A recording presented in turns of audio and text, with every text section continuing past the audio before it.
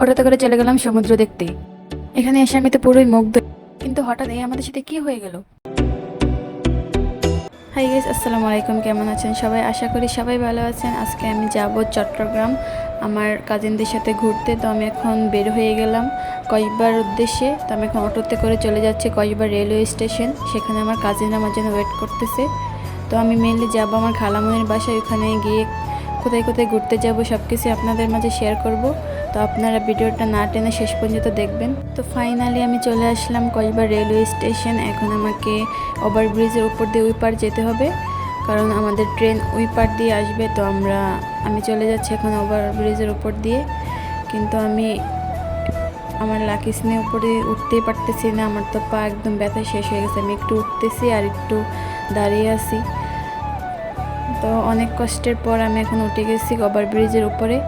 আমাদের কসবা এখন অনেক সুন্দর হয়ে গেছে। আমি তো প্রথমে দিকে চিনতেই পারতেছিলাম না। আমি ভাবছি ড্রাইভার আমাকে কিডন্যাপ করে অন্য জায়গায় নিয়ে আসছে। পরে দেখি আমার কাজিনের এখানে আমার জন্য ওয়েট করতেছে। পরে আমি একটু নিশ্চিন্ত হলাম। তো অনেকক্ষণ ওয়েট করার পর আমাদের ট্রেন চলে আসছে। আমরাও উঠে সবাই যার যার স্থানে বসে গেছি। আমার তো অনেক বাতাস বাহিরে, এত ঠান্ডা লাগতেছে। আমার তো ভালোই লাগতেছিল, আমি অনেক এনজয় করলাম।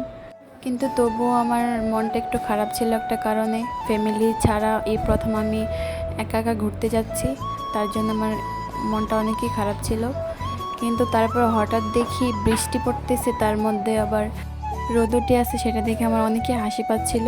তো অনেক কিছুর পর আমি ঘুমিয়ে গেছিলাম। ঘুম থেকে উঠে দেখি আমরা আমাদের গন্তব্যস্থান চট্টগ্রাম রেলওয়ে স্টেশনে পৌঁছে গেছি। এখন আমাদের নামার পালা। এই তো আমরা নেমে পড়লাম। এখন আমরা যাব আমাদের খালামণির বাসায়।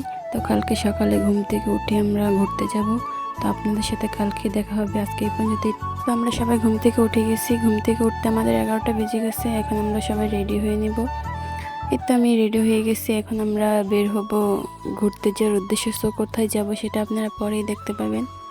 এখন আমরা রাস্তায় দাঁড়িয়ে আছি, সিএনজির জন্য ওয়েট করতেছি। এখানে আমার সাথে আমার খালামণি, আমার কাজিনরা আমার সাথে দাঁড়িয়ে হাসাহাসি করতেছিল।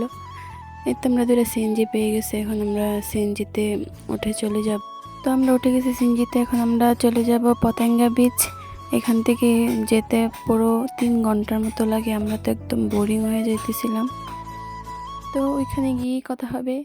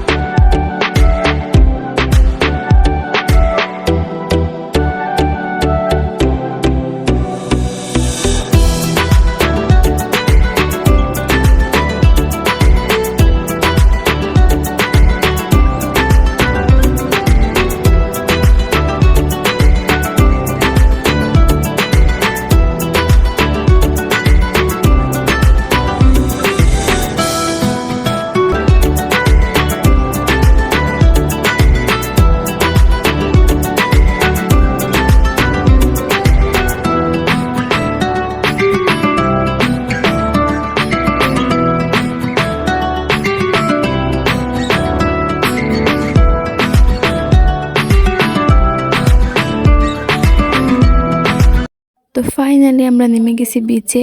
চারিদিকে এত সুন্দর, এত মানুষ, অনেক ফটোগ্রাফার ছিল। আমি আর কথা বলতে পারতেছি না, আমাকে সাগর ডাকতেছে। এত সুন্দর জায়গায় এসে যদি কথাই বলি তাহলে এনজয় করবে কে? তো আমি তো এখানে সাগরে নেমে আসি। তো এদিকে একটা টুল ছিল, তো আমি ভাবতেছি টুলের উপরে গিয়ে দাঁড়িয়ে থাকবো। আমি এদিকে এটার উপরে উঠতেছিলাম। তো সাগর দেখে আমার মাথা পুরোই নষ্ট হয়ে গেছে। আমার তো সাগর অনেক বেশি পছন্দ। তো আমি সাগর দেখে আমার মাথায় আর কিছু নেই। তাই আমি তো ভাবতেছি এখানে একটা ঘর বানিয়ে থেকে যাব। যদি সাগর আমাকে বাসিয়ে না নিয়ে যেত তাহলে আমি এখানে থেকে যেতাম।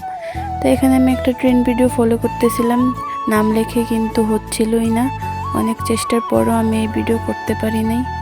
তো আমরা সবাই এখানে এখন বসে আছি সাগরের পাশে। বসে থেকে সাগরের শব্দ শোনা, অনেক বাতাস, কি যে একটা ফিলিংস, সেটা যারা যাবে তারাই বুঝতে পারবে। আমার তো অনেক ভালো লাগতেছিল, আমার এখান থেকে উঠতেই মন যাচ্ছিল না। সবাই আমাকে ডাকাডাকি করছিল। তো এখানে তো আর থাকা সম্ভব না, তাই চলে যাচ্ছি। এখানে সূর্যটা তো এত জোস, আমার তো অনেক সুন্দর লাগতেছিল। তো আমরা উঠে গেছি উপরে। এখানে অনেক দোকান আছে, তো এখান থেকে আমরা কিছু কেনাকাটা করব। তাই আমরা ঘুরে ঘুরে দেখতেছিলাম। এখানে অনেক সামগ্রীর জিনিসপত্র পাওয়া যায়। তো এখানে অনেক সামগ্রীর জিনিস দেখে অনেক সুন্দর লাগতেছিল। এখানে অনেক আচারও পাওয়া যায়। তো আমরা ভাবছি বাসার জন্য কিছু জিনিসপত্র নিয়ে নিই। তো এখান থেকে আমরা অনেকই শপিং করলাম। তো এখন আমরা চলে যাব বাসায়, অনেক রাত হয়ে গেছে। তো আজকের ভিডিওটি এই পর্যন্তই। দেখা হবে নেক্সট কোনো ভিডিও নিয়ে।